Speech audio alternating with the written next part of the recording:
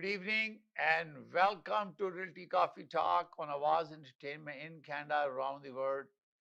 My name is Tahir Qureshi. I'm a fellow of Real Estate of Canada, broker of record for City Pro Realty Inc. brokerage, and your host. Tonight we're going to talk about housing affordability in 2024. Before we think about how and when and how much it's going to cost to acquire a home and type of the home affordability, we have to see the changes, industry as well as regulatory changes that impacted our real estate industry that has a direct impact on acquisition and disposition of the property. First of all, for the real estate professional and the consumer, TRESA, Trust in Real Estate Services Act 2002 became effective on December 1st, 2023. It replaces REBA 2002. It brought lots of changes. It eliminated customer service. It only allows the brokerage representation or designated representation when you select as a consumer your own person, broker, licensed by RICO to represent you as a buyer and seller. In our last episode, I provided some clarification, general knowledge, but you can go to RICO, reco.on.ca as a buyer and seller. You can download and learn about that. The other major thing happen is that they allow self-representative party. That means either you are a client of a brokerage or designated representation, or you are a self-representative party. Major change. Then you have an issue of multiple representation. When you have a team, and if the client designate the team as your representative, designated representative, the entire team become under multiple representation. If the buyer and seller representation belongs to within that team. If it's a brokerage representation, if it's not designated a particular name, then it's entire brokerage. So, and then obviously there was a bidding issues, content of the offer. Now with this new law, the seller can direct to the listing agent, broker, to disclose certain content of the offer, except private information.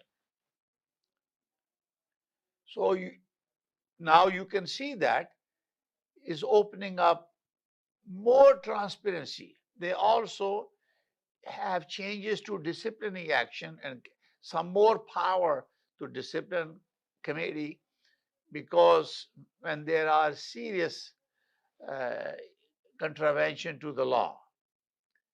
And obviously, most importantly now, RICO has come up with a RICO information guide in which you are able to you're able to now go to RICO website, especially realtors. From there, we can send RICO information guide to our prospect buyer or seller, and obviously you will get acknowledgement when they will download and read that email from RICO, and you get a confirmation. Anytime I have a client who may become a potential client, I send them through RICO. Then I personally send them, and obviously before I enter into an agency relationship, I explain this guide, and then we talk about relationship, and then you become a buyer or a seller, or you designated someone. So This was the major change that we see. We, especially realtors, have to go to have a mandatory introduction to TRESA. Tressa explained this is on the rico.or.ca. So if you are a licensed realtors, they are expected to do that before renewal of their new license. But I did it way ahead of time because I want to make sure that I am very up to date with that. So I decided to do my course, and it was fantastic, well put together by Rico. So basically, your way of doing business have changed. It put more responsibility, transparency, accountability on these changes. Phase 1 and phase 2. There will be phase 3 coming up about special designation program and more education. We will see that in the future. The biggest impact was inflation.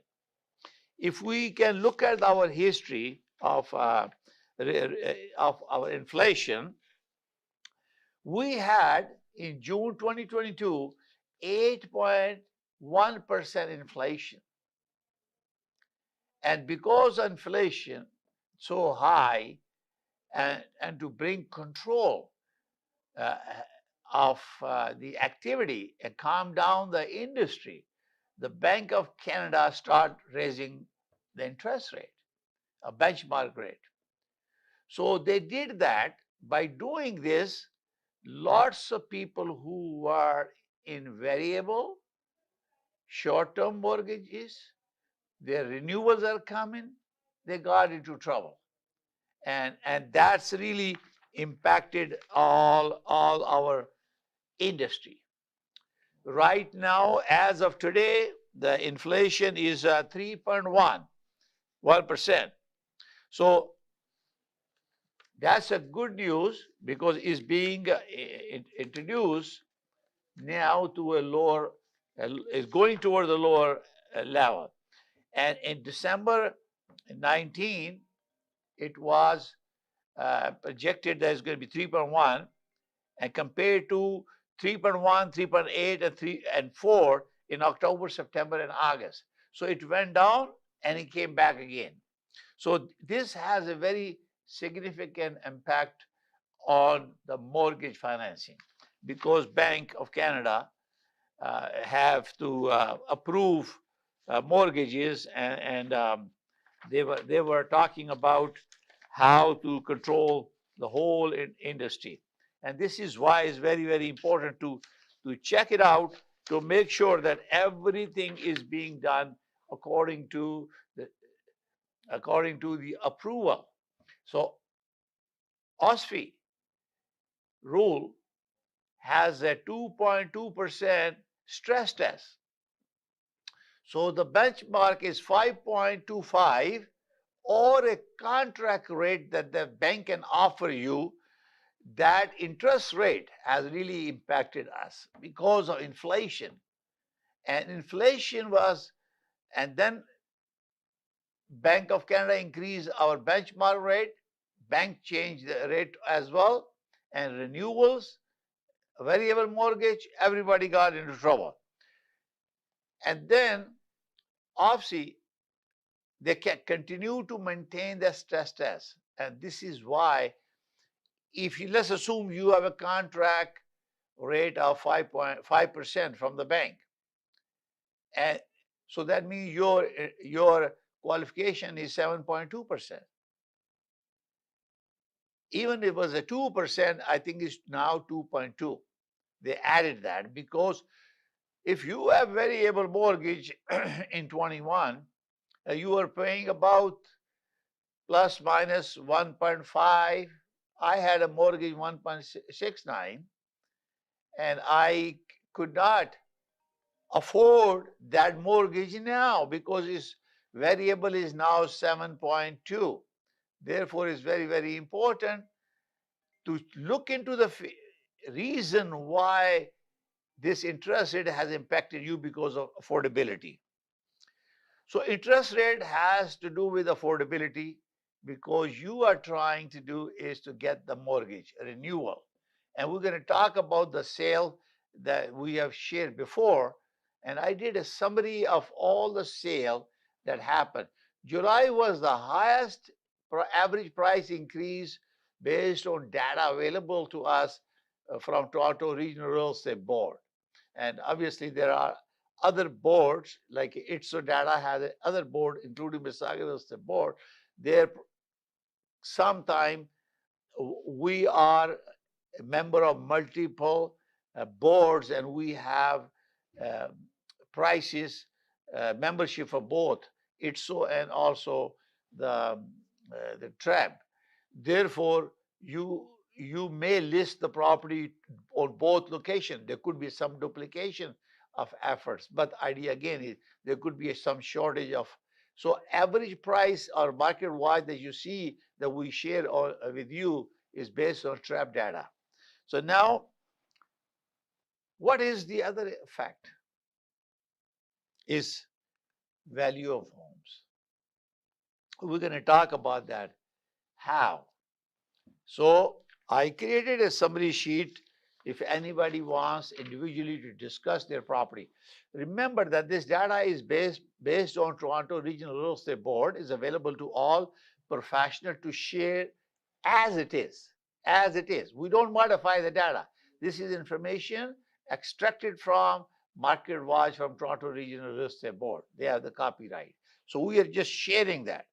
So last year, TRAB reported in 2022, 75,049 transactions, all transactions, not specific to a particular house, okay? And the average price came out to be 1,189,736 based on 12 months in 2022. On the December of 2022, the average price was 1,050,569 as compared to December 2022. Now, when we started 23, our average price was in January was 1,037,032. But in 22 January, the price was 1,242,407. So we were minus, average price was minus 16.5 in January. So if we look at January, February was minus 17.8 compared to 22 to 23. And in March, it was minus average price 14.7% as compared to March of 2022. So in April, we improved, and our average price was minus 7.8%. So that means we cut the losses and we start improving it as compared to each month, 22, 23. So since 22 is understood that these are the base and comparable to 22, so we're going to talk only 23. Now, on May, it became minus 1.2, down from 16.5 in January to minus 1.2. So it improved tremendously. And if you look at the June, compared to June, we were 3.1%. So we were improved 3.1%. Remember, this is an average price based on comparison to month, okay? The reason I'm telling you this, because these are the things that's going to come us, that how affordability going to affect you there. We're going to talk about that. Now, in July, our sale improved as compared to July in 23 to 7.4% positive. And May was also 24.1% positive and 3.1% positive as compared to that is June. In July, was the highest in terms of price increase as compared to July, 4.1%. Sale went down from 15.8 a month before, but it came down to 7.4 compared to 2022, but average price was the highest, increased 4.1%. After that, in August, we went down again 0.3%. So then we got in September, we were 3 again, 3% increase average price. So if your value of your property is $500,000, so 3% of that is what it increased. So 3,000 each month. So you multiply with 5, that's your increase. Then in October, it went back to 3.5, but our sale went to negative, still negative. And in November, September, October, we were minus 5.8% reduction in sale, but our average price of the home was increased 3.5. In November, last month, we were minus 6% in sales, and the average price went to 0.3, less than 1%. So we're still predicting now what will happen. So based on, as of today, with this small adjustment, we have 62,603 sales. Our average price for the house is 1,132,681. So if we have 3,090 sales in 2022, let's assume that we will have 3,000 sale in December, 4,000. Let's assume that we have about, let's say, 5,000 sales. So we are about 67,000 transactions this year. And right now we are 16.6 minus compared year to year with the last year now. So that's telling you that how you're going to catch up. If in December is always slow month, holidays, and people have watched the whole trend and stress and challenges that we have, affordability, and then we will talk about that increase in our sales. And this is why it's very, very important to you to understand that, that when you are in this tough situation, your average price will go down. And this is what happened. We had less sale in November. Average price was 0.3% increase, like I said before, but housing prices have changed. So if we look at the summary, which I have shared with you, that we have now 1,129,012. So it's keep changing transactions. So it's showing 62,576. So, when we prepare the report, it's get adjusted. So right now, I am predicting there's going to be about another 5,000 maximum real estate transaction. And I am predicting it's going to be about 1,145,000 average price of a house based on the data that's available to us. So that means it is lower the average what we have. Our lower average was 1,190,000, and this has also been adjusted again, 1,190,737. Now it's been changed, and our now based on 11 months is 1,129,0112. So I am assuming it's probably going to go to 1,140,000 or 1,145,000. So that means we are about 50,000, approximately 50,000 value drop from last year based on total sale than average price, based on what we are predicting now, based on current situation. Now, why is the happening and why? As I mentioned to you, lots of people in real estate, we know that sometimes suggestions are made and people buy short-term loan borrows. So this is very critical. Some people might have borrowed private from the private lender with a high interest rate. OFC, no, sorry, the FISRA. FISRA have put together very strong private lending training course that which I took also, uh, earlier this year, and they have special for the mortgage broker sector.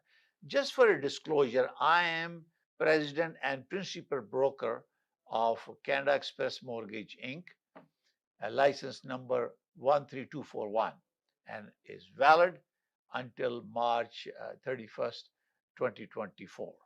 So I can talk about them. They have put together code of ethics for mortgage brokerage. Compliance is a big issue. When you are asking for money, hey, get me the money. No, no, no. There is a risk assessment. We have to know our client. We need to assess your ability to pay mortgage, because when you take the private lending or loan, you have to pay back. How are you going to pay back? And this is what happened is that lots of people who took short-term borrow money and to close a deal, which is not a bad idea based on your circumstances, but then you have to pay back that. If you can't afford mortgage, you lost the job. And this is also part of the risk assessment. Suitability. You have to disclose information to your mortgage agent or broker. So you are able to be assessed properly. You have a student loans. You may have a medical condition where you need some money, or maybe you're planning to travel, some wedding planning in the family, or student loans for the kids. There are multiple things. You have to create your budget. I always suggest everybody to create the budget, because without preparing a budget and you don't have a contingency funds, sometimes we use home equity line as a equity ability to draw money. That's a big asset. If you have created a payment structure in a way that you are paying their mortgage, and then you are created so much equity in the house that you can borrow at bad time, especially affordability challenges. But they need to be reassessed, because you may be with a lender and you may force yourself to go to B lender to renew something, and you have to really get a special assessment review and consultation with a real estate professional. I'm a fellow Real Estate Institute of Canada, and also I'm a certified real estate specialist with the Real Estate Institute of Canada. So you can call my office 905-785-9923. Ask a question. You can speak in Urdu, you can speak in Punjabi, maybe Persian a little bit, and English, of course. We can help you. There is a lots of information available to you when a RICO guide, info guide is transmitted to you. So you need to talk about it. Very important for you to understand the things, how it has changed the industry. And we have done, I will be doing a small episode about these things to make sure that you are well educated. Now, accountability in mortgage or even real estate, the same thing. Regulated person, like I am a principal broker, I'm also a broker record facility probability. We are responsible and to be held accountable how we conduct our business. Honesty, integrity, professionalism is a key when we conduct our business. Competency is big. If you go for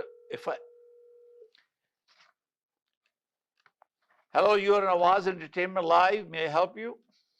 Yes, I wanted to hear more about your affordability concept of 2024. What do you think? Where the price is going to go, up or down? Well, we have to look into that will be coming the topic after the break. It has to do with interest rates that's going to come back. We predict Come that back from where? Where did it go? right now, as you know, that the Bank of Canada is on 5% benchmark rate, which is likely to decline in 24 to hopefully to 4.5 by December next year. That's the prediction. So it went to Bank of Canada. Now it's coming back to us. Yes, it's predicted based on the economy, based on the inflation rate right now. We have a 3.1. So based on that, we are expecting that by June, we will have about 25 basic point reduction. That's what is deflation, sir? Is it something to do with inflation? Is 3.1%. Inflation. There's no such thing. Deflation. No, inflation. No, but what about deflation?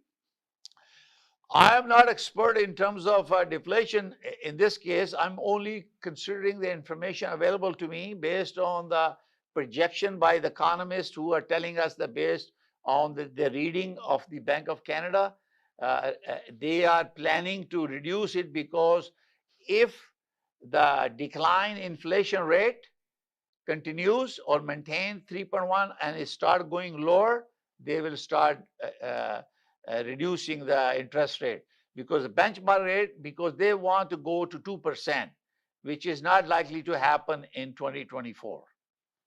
When will it happen?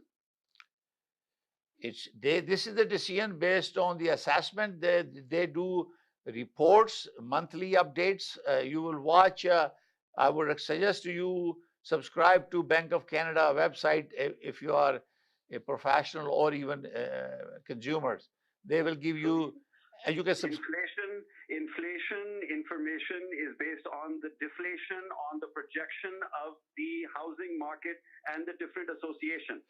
It's not just about the housing market. Inflation rate is based on many other factors, supply and demand. There's a lot of material.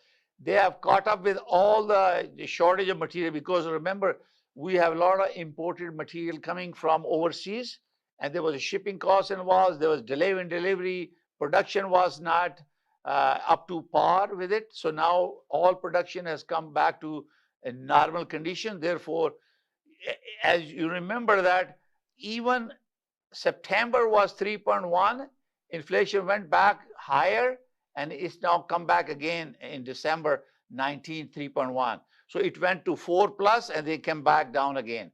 So it all depends on the cooling down the buying behavior of consumers. So it's not just about real estate; it's about every other factors. So much. And when would be a good time for someone who's young and for buying a house for the first time right now, if they're looking at, when would be the right time for them to potentially look at properties and buy? Okay, so now we're going to talk about is that what would be the mortgage income? What is the income? What's the salary of a person? If somebody has a $70,000 income, you're looking at maybe 5% down, $287,000. That's the buying power, the purchase. Or if you're putting down a 20%, then you can buy up to $302,000 value property. And those are, you have to know that where are you buying these kind of stuff.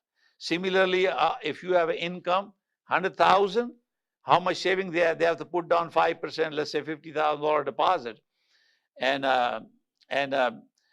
you are looking at about 10% deposit, you're looking at $504,000 value of a property. So you have to look and see what value of the house available for that kind of value. Can you buy a condominium? No. Based on the TRAP data, we just share that data with you.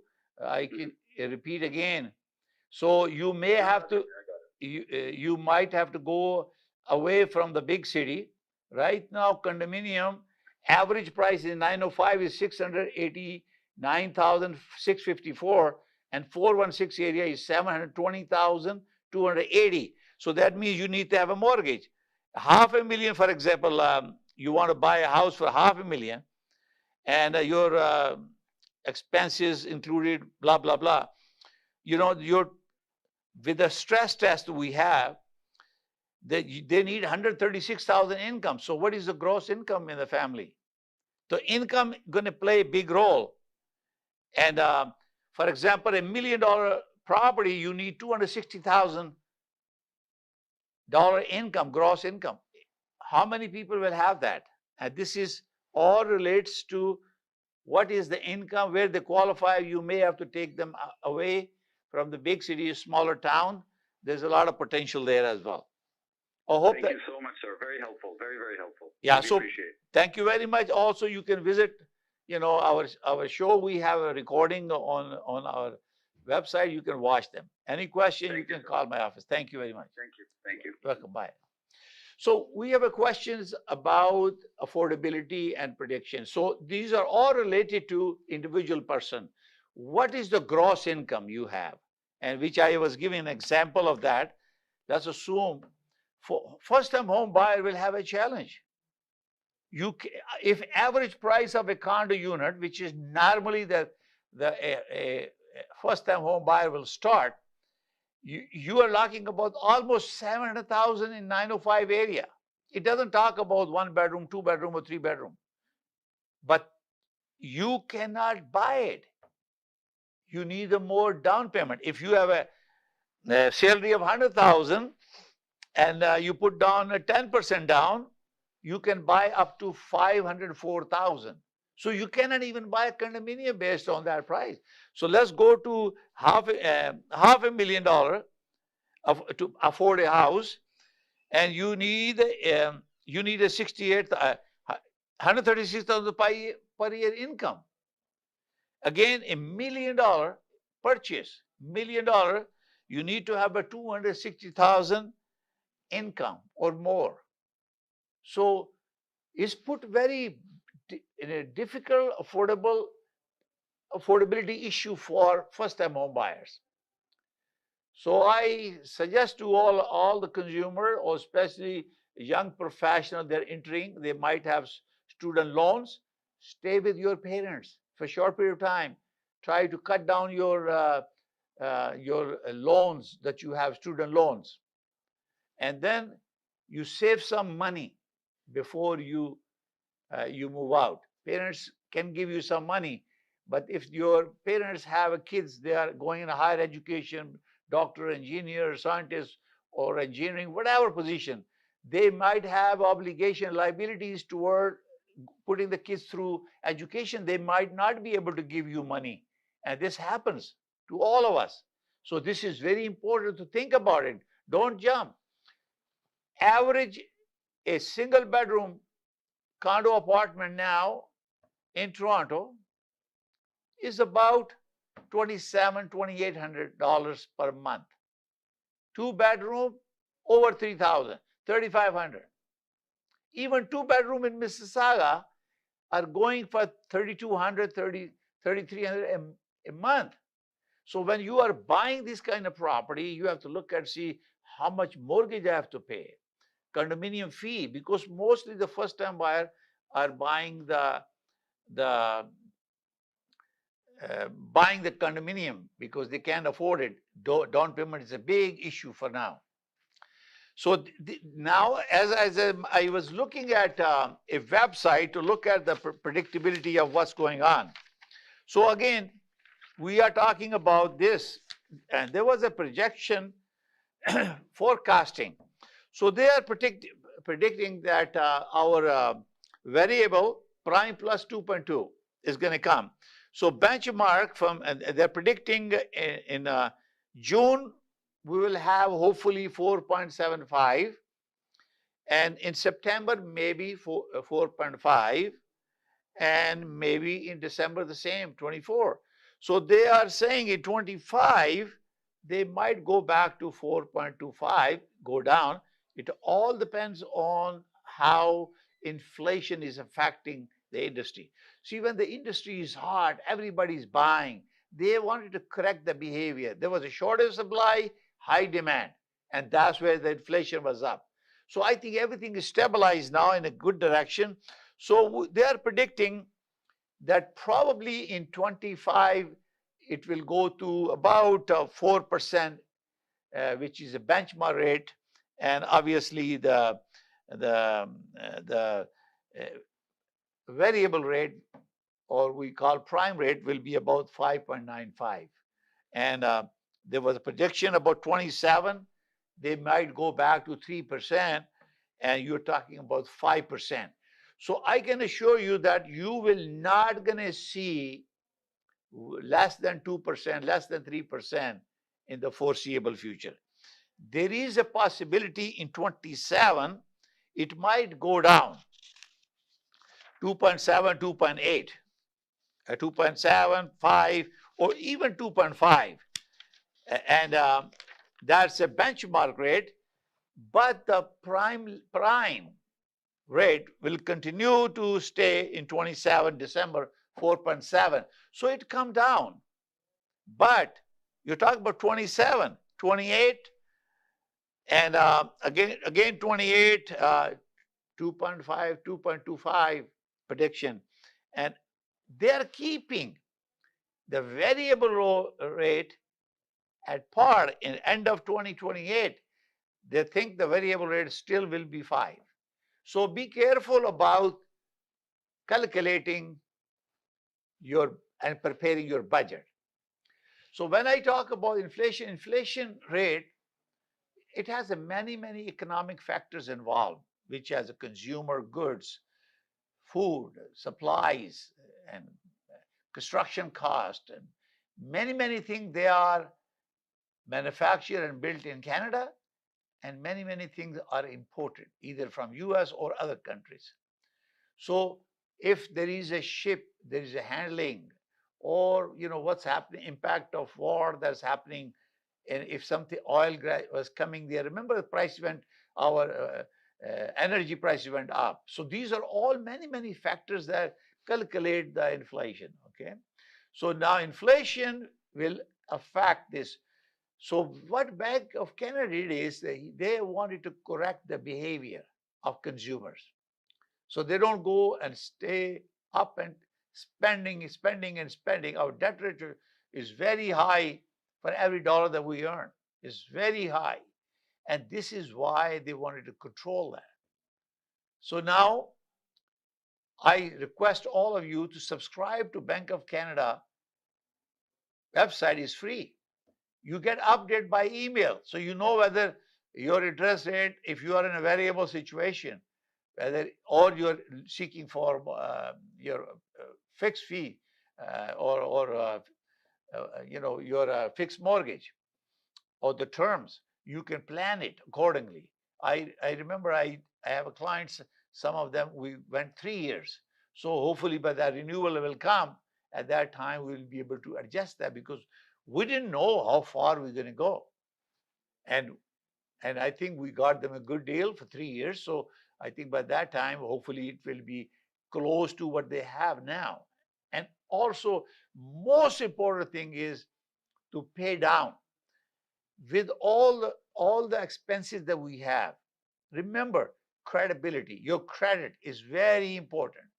You don't want to be delinquent in making payment, even small payments. Your phone, your utilities, your credit cards, and any commitment, because most of these uh, uh, lenders or these consumer agency that provide equipment, they put your report, if you are delinquent, on their credit bureau, and you have to maintain good income to make sure you have a T4, T4A. You declare all your income and get your T4 and T4A. Get your file tax return, pay taxes, get your return, notice of assessment, and use that as evidence. If you're a self-employee, you have other mechanism. Get your accountant to prepare your tax return and submit it, and you have evidence to support. Because self-employed like myself, if we're buying and selling, we have to pay 35% down, because this is the criteria the lenders are using, mostly the prime bank. So this is very important for you to make sure that you are saving money You have to plan a contingency. So your affordability is the key. How can you afford it if you don't have any saving? You need to have a deposit. You have to make sure you have an income.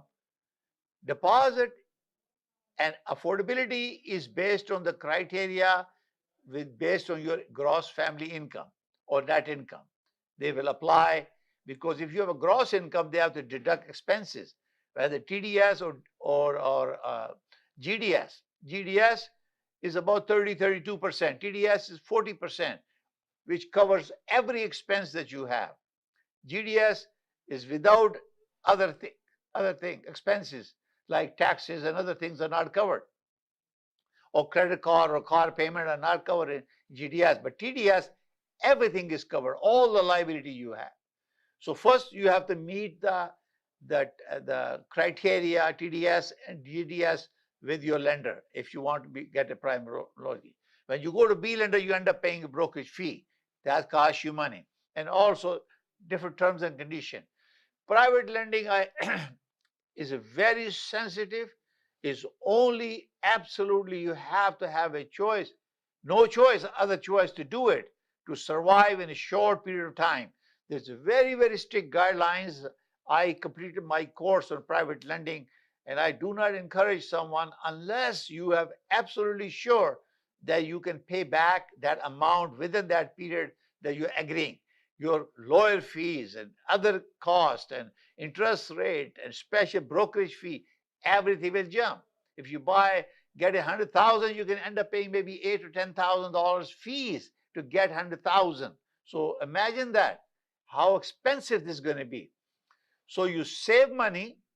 You go to my website, is city-pro.net.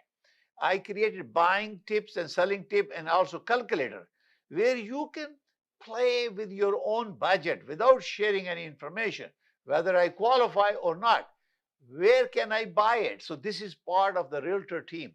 So I suggest you have a team, you have a realtor, you have a mortgage agent, you have an appraiser, you have a maintenance guy who can get an estimate for you when you see a property with the permission of the seller, and you have an inspector on your team that you want to get. So you get all the advice, and you have a lender that give you the money, and you prepare that.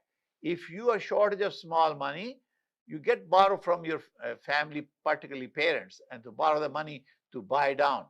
But you plan this and stay within that budget and guideline. Do not go out, because if you're a salary employee and you have a fixed income, any fluctuation will hurt you.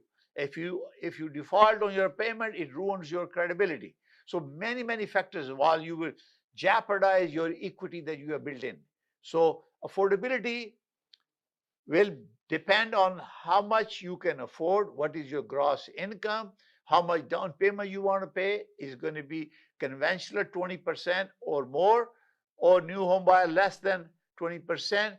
Maybe affordability will determine where you will buy the property. Maybe you're not able to buy a property in a big city. You may choose to go away from the city because technology has transformed our business. Now, many of us are working remotely, and lots of due diligence is done remotely now.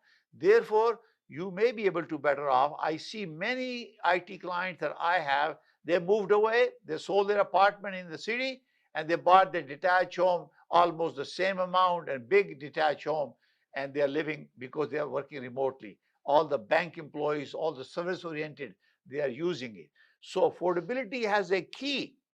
Would I qualify?